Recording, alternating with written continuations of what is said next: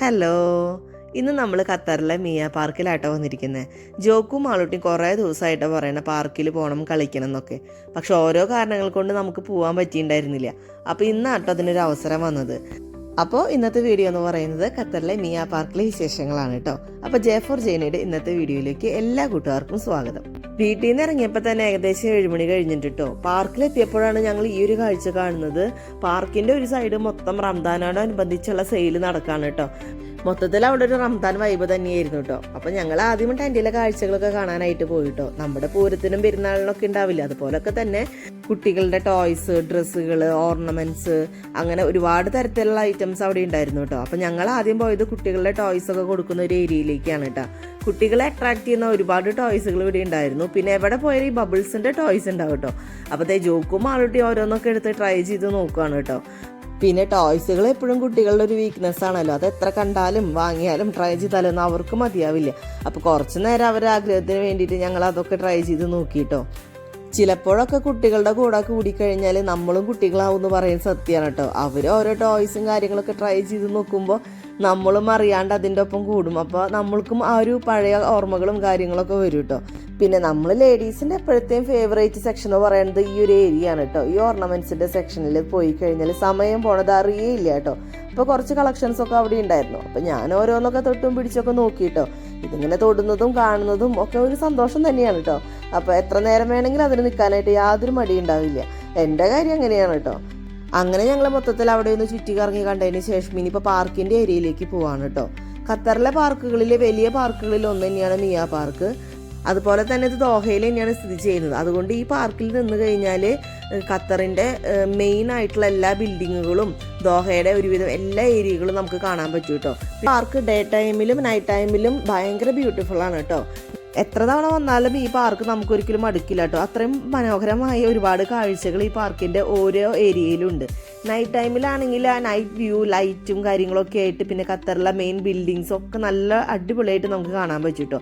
അതുപോലെ തന്നെ ഡേ ടൈമിലാണെങ്കിൽ വളരെ കാം ആൻഡ് ക്വയറ്റ് ആയിട്ട് ഒരു പോസിറ്റീവ് വൈബാണ് കേട്ടോ ശരിക്കും ഈ പാർക്കിൻ്റെ ഓരോ ഏരിയയിലും. അപ്പോൾ അതേ ഞങ്ങൾ അങ്ങനെ പാർക്കിലെത്തിയപ്പോൾ തന്നെ മാളൂട്ടിയും ജോക്കും അവരുടേതായ കളികളും കാര്യങ്ങളൊക്കെ തുടങ്ങി കേട്ടോ.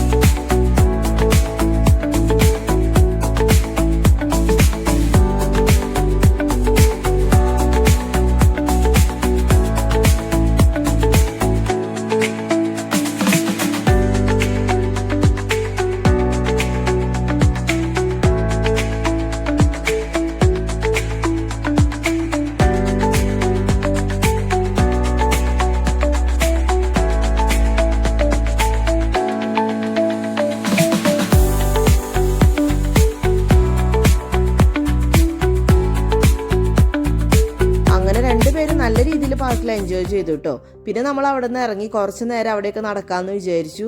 പിന്നെ അവിടുത്തെ നൈറ്റ് വ്യൂ ഒക്കെ കാണാമെന്ന് വിചാരിച്ച് ഞങ്ങൾ പാർക്കിൽ നിന്ന് ഇറങ്ങി. ബുധനാഴ്ച ഒഴിച്ച് ബാക്കി എല്ലാ ദിവസവും പാർക്ക് ഓപ്പൺ ആണ് കേട്ടോ. പിന്നെ ഞാൻ നേരത്തെ പറഞ്ഞ നൈറ്റ് വ്യൂ ആണ് കേട്ടോ ഇത്. നിങ്ങൾക്ക് ഇത് വീഡിയോയിൽ എത്രമാത്രം മനസ്സിലാവുന്നുണ്ട് അല്ലെങ്കിൽ നിങ്ങൾക്ക് അതിൻ്റെ ഒരു ഭംഗി എത്രത്തോളം മനസ്സിലാക്കാൻ പറ്റുമെന്ന് എനിക്കറിയില്ല. പക്ഷെ ഇവിടെ വന്ന് കുറച്ച് നേരം ചുമ്മാ അങ്ങനെ ഇരുന്ന് കഴിഞ്ഞാൽ ഒരു പ്രത്യേക ഒരു വൈബാണ് കേട്ടോ. അപ്പോൾ ജോക്കും ആൾട്ടും ഇലക്ട്രിക് സ്കൂട്ടർ വെച്ച് കളിക്കായിരുന്നു കേട്ടോ. അപ്പോൾ ആ നേരം കൊണ്ട് ഞാൻ അവിടെ കാറ്റൊക്കെ കൊണ്ട് അങ്ങനെ ചുമ്മാ കുറേ നേരം ഇരുന്നു കേട്ടോ. പിന്നെ കുറച്ച് നേരം ഞാനും സുത്തും കൂടി അതിൽ കൂടെ കാറ്റൊക്കെ കൊണ്ട് വർത്താനൊക്കെ പറഞ്ഞ് നടന്നു കേട്ടോ. ഇങ്ങനെ നടക്കാന്ന് പറയുമ്പോൾ തന്നെ നമ്മുടെ മനസ്സിന് നല്ലൊരു റിഫ്രഷ്മെന്റ് ആണ്. ഞങ്ങൾ ഈ വർത്താനം പറഞ്ഞ് നടക്കുന്നതിനൊപ്പം തന്നെ ജോക്കും ആൾട്ടി അവരുടേതായ കളികളും കാര്യങ്ങളായിട്ട് ഞങ്ങളുടെ കൂടെ തന്നെ ഉണ്ട് കേട്ടോ. ഇവിടെ നിന്ന് പിന്നെ ഞങ്ങൾ പോയത് ചെറിയൊരു ഫൗണ്ടനും ഗാർഡനും ഒക്കെ ഉള്ള ഒരു ഏരിയയിലേക്കാണ് കേട്ടോ. നല്ല ഭംഗിയാണ് കേട്ടോ ആ ഒരു ഏരിയ കാണാനായിട്ട്, ലൈറ്റിങ് കാണാനായാലും പിന്നെ അവിടെ പൂക്കളൊക്കെ നിറയെ നിൽക്കുന്നുണ്ട്. അപ്പോൾ നല്ല രസമാണ് അതിൽ കൂടെ നടക്കാനായിട്ട്. അപ്പോൾ ഞങ്ങൾ കുറച്ച് നേരം അതിൽ കൂടെ ഒക്കെ നടന്നു കേട്ടോ. അപ്പോൾ അതിനിടയിൽ വീട്ടിൽ പോകാമെന്ന് പറഞ്ഞപ്പോൾ മാളുട്ടി ഇതേ അപ്പോട് വീണ്ടും പാർക്കിൽ പോകാനുള്ള പെർമിഷനായിട്ടോ ചോദിക്കുന്നത്.